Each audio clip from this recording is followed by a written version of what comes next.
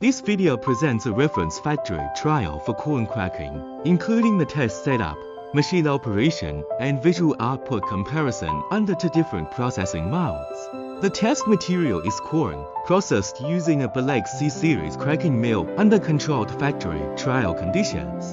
The purpose of this test is to provide a visual reference for how the processing mode and roll gap settings can influence the cracking result. Before comparing the samples, let us first review the complete operating process. The corn is fed into the machine, passes through the roll working area, and is discharged as cracked particles.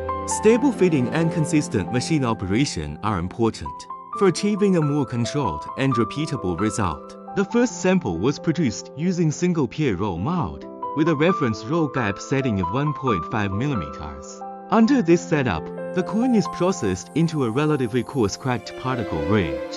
The second sample was produced using double pair roll mode. In this trial, the upper roll gap was set at 1.5 mm, while the lower roll gap was set at 0 mm. Compared with the single pair setup, the material passes through an additional cracking stage and produces a final visual result.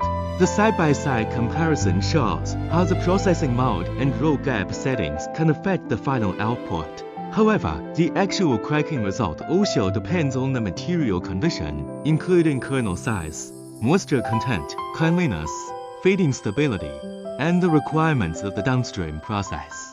This factory trial is provided as a visual reference only. It should not be considered a guaranteed result for every material or application. If you would like a model recommendation or a trial assessment based on your own material, required capacity, and target output, please contact Belek for an engineering review.